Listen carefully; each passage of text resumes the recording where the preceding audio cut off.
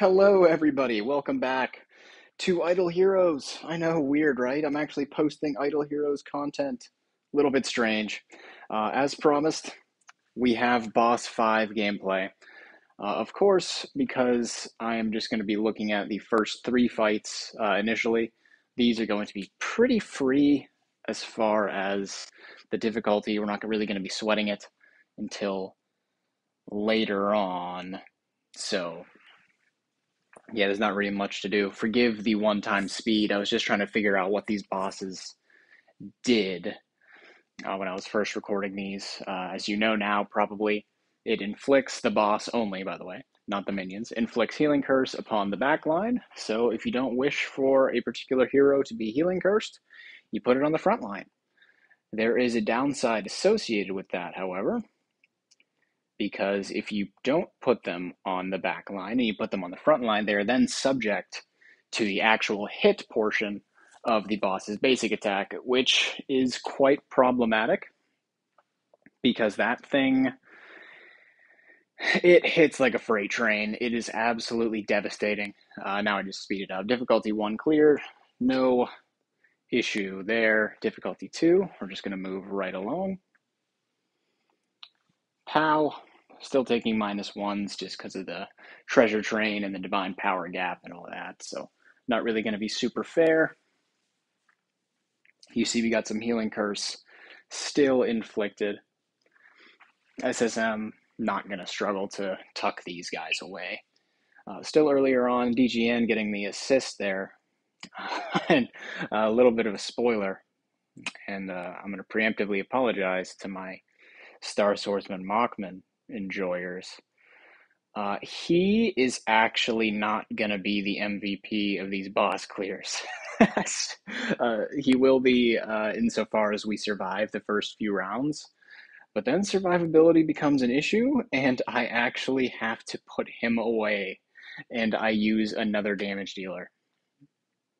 If you've been paying attention to me on Discord, or just you've seen my account, you probably already know who the other damage dealer is going to be, but we'll see them put in their work in the later half of the video. I'm going to set it up for you just so you can sort of understand what the thought process was and why I didn't use Star Swordsman Mockman for the later clears. But it'll make sense all in due time. I'll show the account and then we'll hop into the final clears. But for now, we'll just be preambling a little bit longer as we go through these still very initial clears. So you'll see I finished difficulty 4, moving on to difficulty 5. This will be day 2 of the bosses, obviously.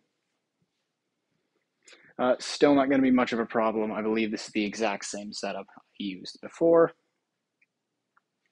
The SSM has not grown since my last video, aside from maybe 1 or 2 Destiny Trail tiers.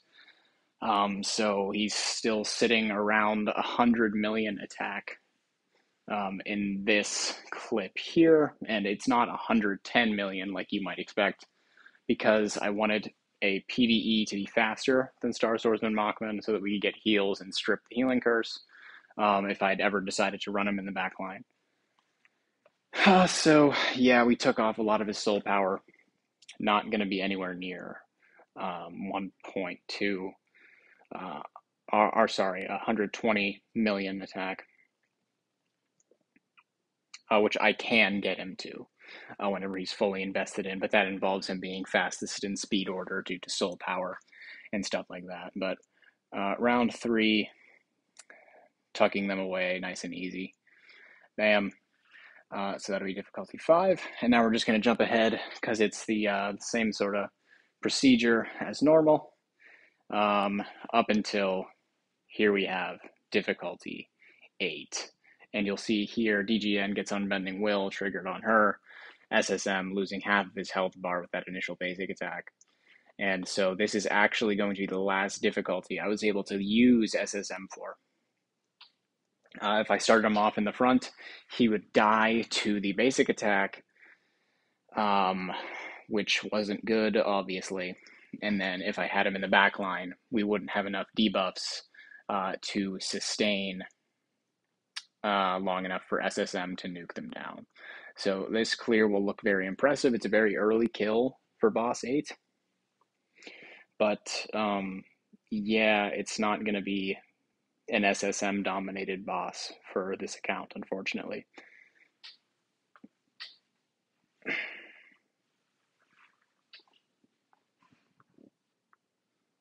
I think it's round 5 or 6 that this big nuke happens. Yeah, it's going to be round 5. And then there's going to be one straggler remaining.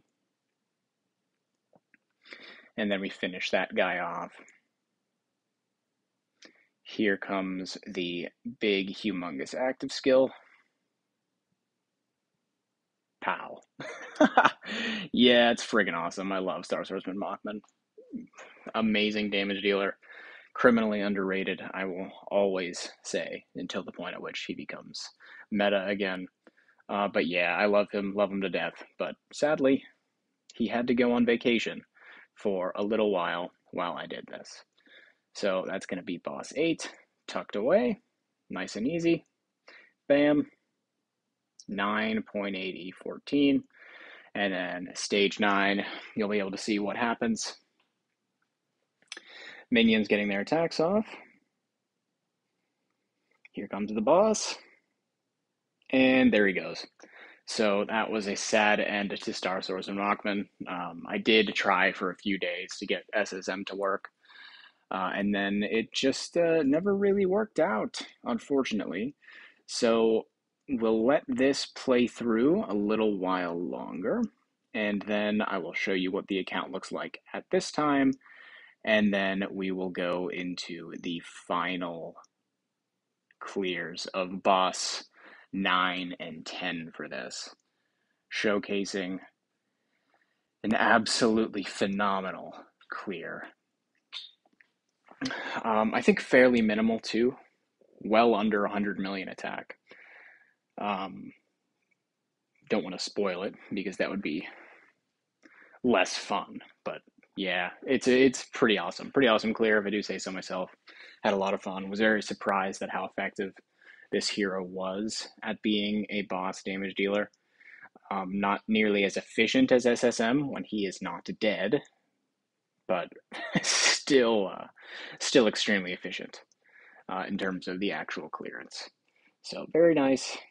With that, we'll transfer us over to what the account looks like, and then I will show us the final clears. Transition queuing. 3, 2, 1. And we are back.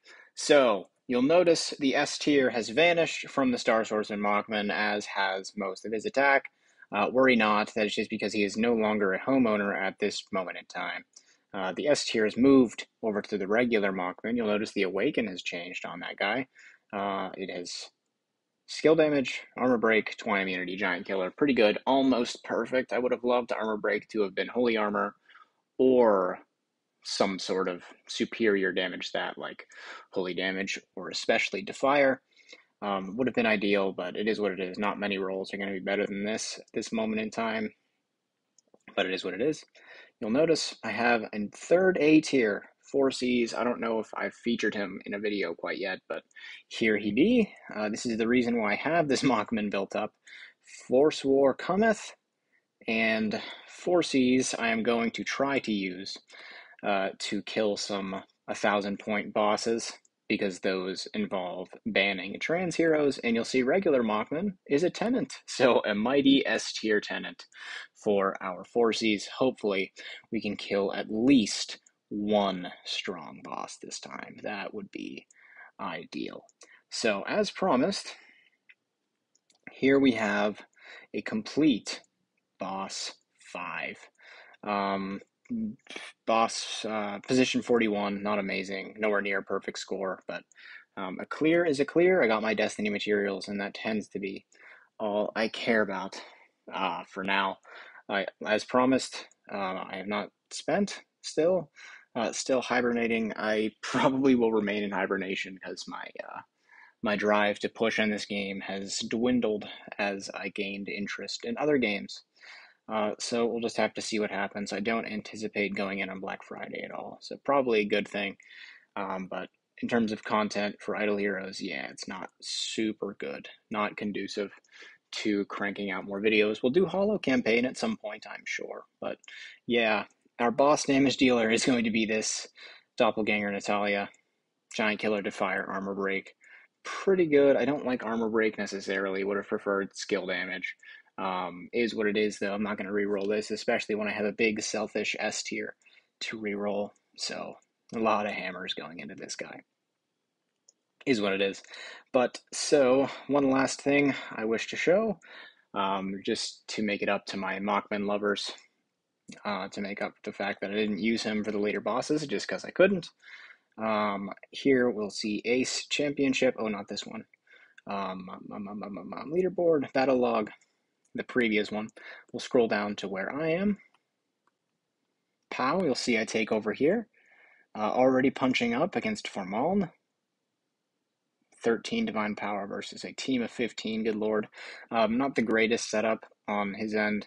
We got a Lord of Fear Aspen in there. Bit problematic in terms of the team setup, but it is what it is. And now the reign of terror of SSM and DGN. DGN dies right here against blocked, and now SSM solos.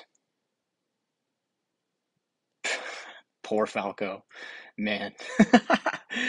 Star Swordsman Mockman soloing these teams looks really good. Obviously, some of these teams aren't super impressive, but, you know, still cool to see SSM putting in some work.